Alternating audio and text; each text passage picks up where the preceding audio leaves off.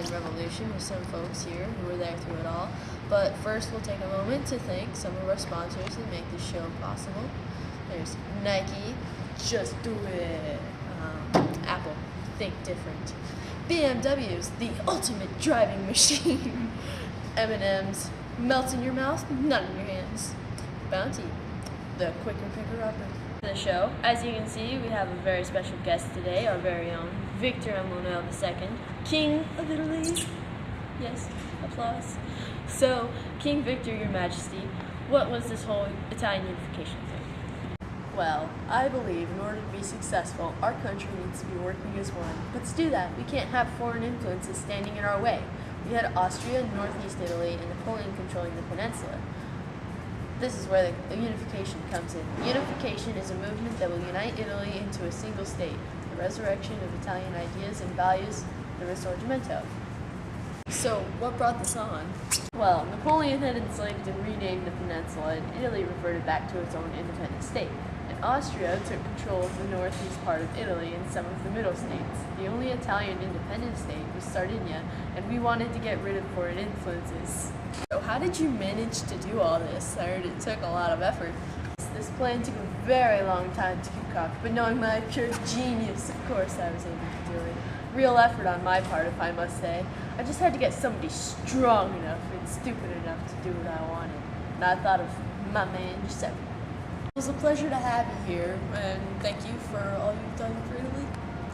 Now let's give it up for our special guest, Giuseppe Garibaldi. So Giuseppe, how's it going?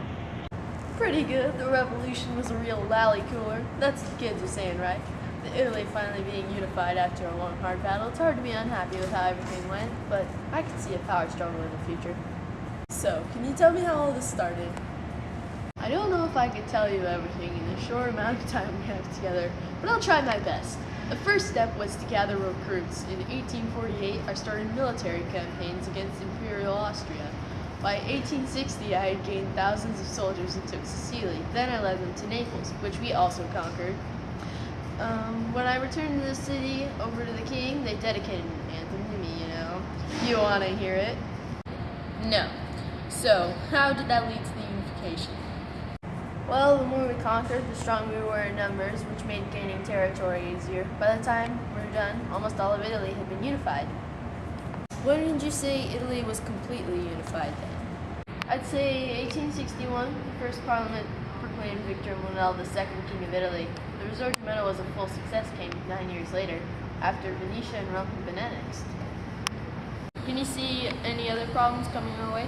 Like I said before, I do see a power struggle in the future. Well, I suppose that's the end of our interview. It was a pleasure to have you on stage today. Alright, now let's give it up for Giuseppe Mazzini. So, Giuseppe, how goes it? Same old, same old. I see. Talk about the unification. What stance do you take? Are you for it or against it? Well, I'm a definite supporter of the Italian Revolution. I always believed in the idea of liberalism and nationalism, and the Risorgimento was an opportunity to make Italy that. The one problem I do have is I don't see Italy truly being united as a kingdom. I think to be really united, we need to switch to a Republican government. Okay, well, how is it that you contributed to the unification of Italy? Simple. I only shared my ideas and opinions with people, and I suppose I inspired them to make a better Italy. So, what were common problems at the time of unification that might have led to the impact on the situation? Well, there's poverty, rising taxes, unemployment, rioting, and violence, and the Italians immigrating. You have been referred to as the soul of Italy and the beating heart of Italy. How do you feel about these comments by your fans? I'm not sure I agree. I mean, I really didn't do much. But I do hope that I've been a good leader and that my support for the Risorgimento shows how important our Italian culture is. Well, thanks again, Giuseppe. Lastly, we have Prime Minister Camillo de Cavour. Yes, cue the applause. So I hear you and the king were the brains behind this unification. Oh please, the king is a complete dunderhead. I did all the heavy lifting. Okay, well, what was your role in unification? I planned the war with Austria by convincing Napoleon to pact against them, and when Austria demanded Vietnamese disarmament from Italy, I then convinced France to attack Austria by helping them and the British fight Russians in 1858. What outside influences pushed the people towards the revolution? Outside influences were probably poor economy in Europe at the time. Also, as Italy declared war on Austria, Germany did also helping them defeat the Austrians. Were there any opposing viewpoints in this revolution? Well, there was the Republican drive, Giuseppe Garibaldi and Giuseppe Mazzini. And then there was the Northern Royalist drive, consisting of Camillo V, Royalist Benson, King Victor, and me.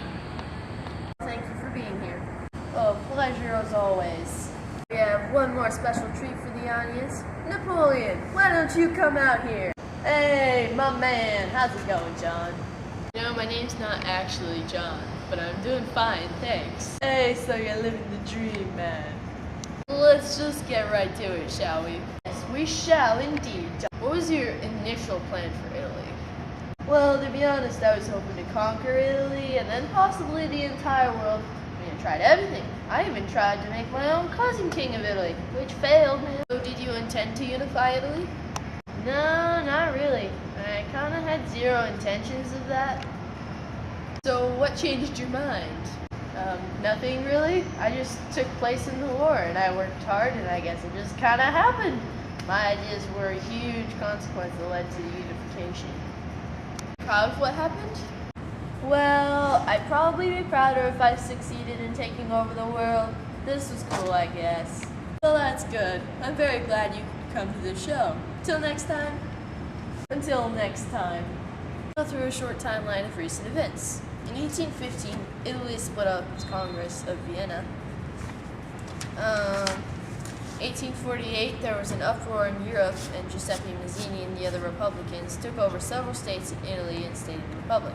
Austrian and French won against Italy. 1858, France, Sardinia, and the middle states of Italy were defeated by the Austrians. 1860, fighting for unification led by Giuseppe Garibaldi. Garibaldi hands over the conquest to Victor Emmanuel. 1861, Italian votes to be unified.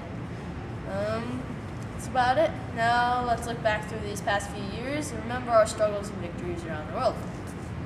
1863, slavery ended in Indonesia, and in 1867, a scientific discovery led us to date trees by their rings, and dynamite. We invented dynamite. How awesome is that, guys? Also, in 1869, the Transcontinental Railroad was completed, and this year, the construction begins on the Brooklyn Bridge, which might be one of USA's greatest accomplishments. And this year, disaster strikes when 173 Blackfoot are killed in Montana by the U.S. Army. Diamond deposits have been discovered in South Africa, and the coal mine in Pennsylvania suffocated 179 men. That ends today's segment of the John S. Patton Show.